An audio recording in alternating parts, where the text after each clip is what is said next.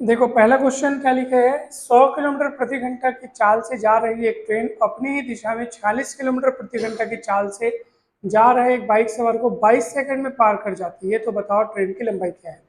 ये दोनों ही सवाल सापेक्ष चाल पर आधारित हैं। तो सापेक्ष चाल का कंसेप्ट आप लोग जानते होंगे, ठीक है। जब कोई वस्तु एक साथ गतिशील हो तो दोनों की चालों का अंतर सापेक्ष चाल कहलाता है। अगर वो एक ही दिशा में मान लो अगर चल रही है, ठीक है, मान लो इसकी चाल v1 इसकी चाल v2 है, तो सापेक्ष चाल क्या होगी, दोनों की चालों का अंतर। और अगर वो विपरीत दिशा में चल रही है, इसकी चाल v1 इसकी चाल v2, अब सापेक्ष चाल क्या होगी, दोनों का प्लस। तो जब दो वस्तुएं विपरीत दिशा में होती हैं तो सापेक्ष चाल दोनों का योग होता है।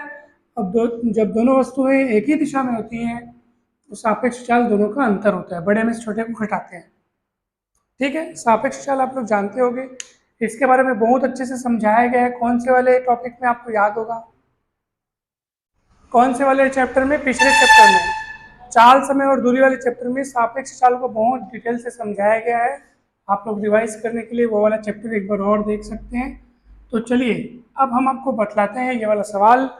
देखो, ट्रेन जा रही है 100 किलोमीटर प्रति घंटा की चाल से और उसी दिशा में साथ में कौन जा रहा है, बाइक वाला जा रहा है, बाइक सवार 46 किलोमीटर प्रति घंटा। तो भैया सोचो, अगर वो बाइक सवार के बजाय सिर्फ आदमी वहां खड़ा होता, मतलब वो अगर स्थिर अवस्था में होता, तो ट्रेन उसको पार जल्दी कर जाती। क्यों? क्योंकि वो रुका हुआ है। अब तो बाइक सवार खुद भी चल रहा है, चलते हुए को पार करना मुश्किल काम है थोड़ा, है नहीं, जो उसी दिशा में चल रहा हो।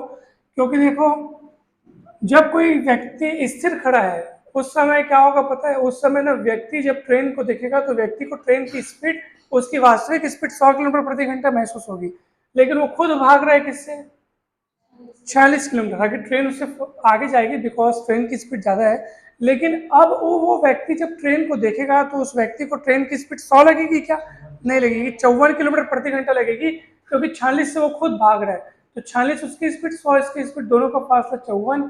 तो बाइक सवार जब ट्रेन को देखेगा तो ट्रेन की स्पीड उसको 100 महसूस नहीं होगी, बल्कि कितनी महसूस होगी, 54 महसूस होगी।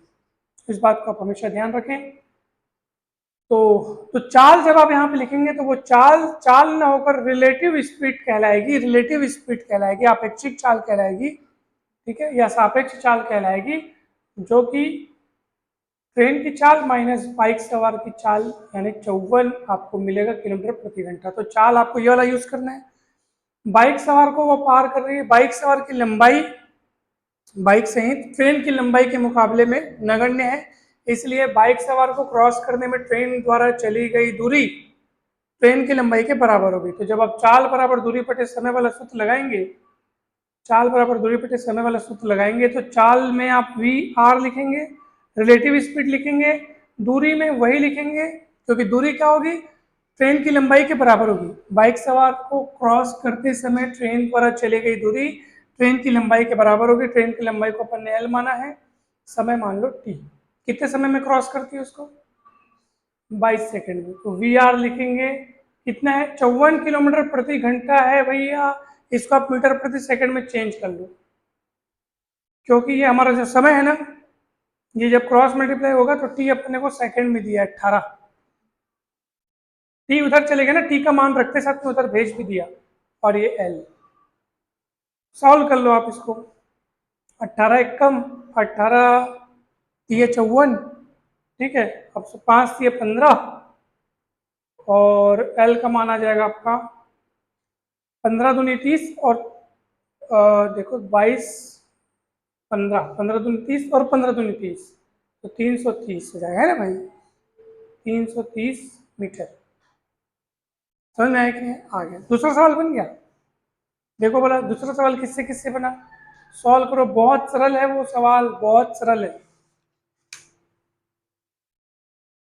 दूसरा सवाल देखो,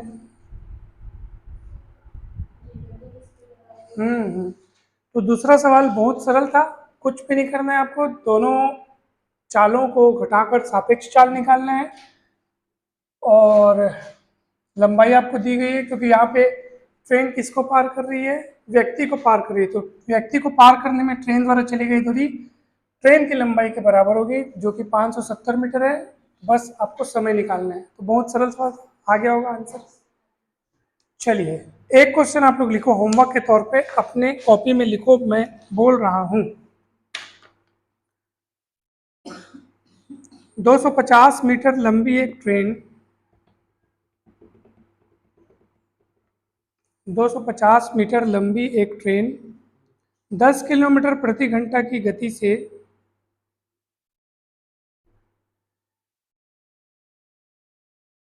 उसी दिशा में चलते हुए एक व्यक्ति को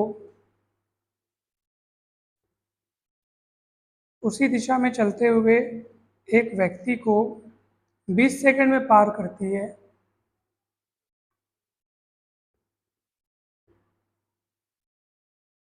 20 सेकंड में पार करती है। तो बताइए ट्रेन की गति तो बताइए ट्रेन की गति किलोमीटर प्रति घंटा में क्या है। मतलब आपको ट्रेन की गति बताना है किलोमीटर प्रति घंटा में। तो बताइए ट्रेन की गति किलोमीटर प्रति घंटा में क्या है।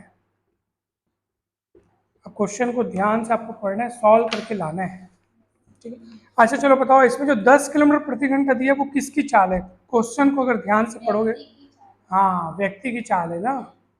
बोल रहा है 10 किलोमीटर प्रति घंटा की चाल की गति से उसी दिशा में चलते हुए व्यक्ति को, यानी वो व्यक्ति की चाल है 10 किलोमीटर प्रति घंटा। ये क्वेश्चन हो गया आप लोग का।